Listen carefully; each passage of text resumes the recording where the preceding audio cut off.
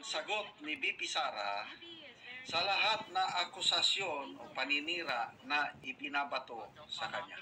Okay? Meron siyang mga 2 minutes video message, sinagot lahat. Okay, yung mga gustong mag-order ng dark chocolate, meron pa tayong stock darating ngayong Martes. So, ito po ang number na kontakin niyo, 0916-9000-997.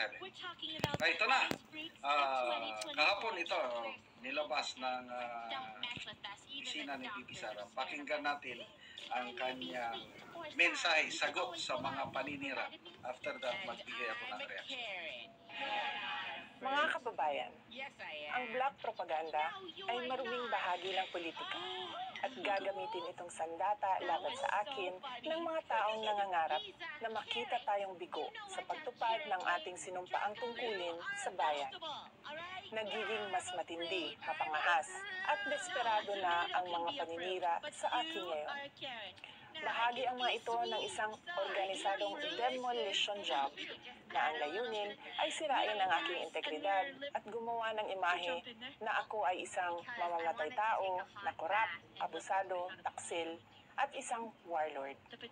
Makikita natin ito sa pag-atake sa confidential funds, pagpapalaganap ng video sa Commonwealth traffic, paggawa ng issue sa pagtatag ng security para sa opisina ng Vice Presidente, paglabas ng testigo na umano'y ako ay kaparte ng Davao Death Squad, sa malisyosong ulat tungkol sa aking mga baril at ang pampabastos sa relasyon namin ng aking asawa.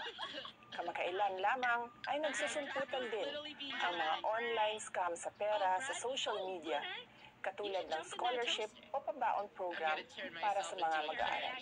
Sinisiraan ako para pagdudahan, pahiyain, at panghinaan ng loob.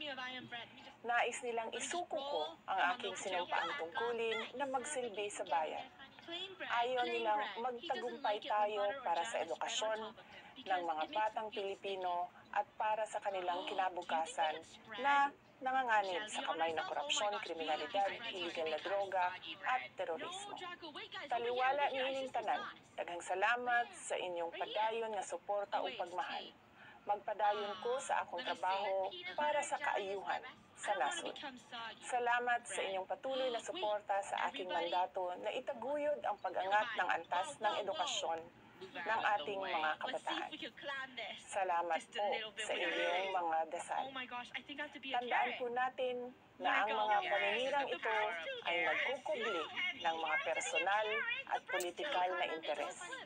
At ang mga ito ay hindi ninyo interes. Hindi interes ng bayan, hindi ito interes ng Pilipinas. Okay, so narinig natin ang sagot ng ating BP Sara.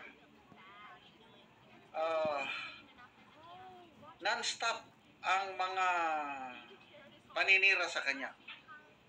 Nagsimula nung tinawag niya si Speaker Romualdez na tambaluslos. Kasi gumalaw na si tambaluslos. Pinakita niya na yung kanyang kagustuhan na magpresidente. Yun na, nagsimula ng labanan. So, I agree with BP Sara. It's yung mga paninira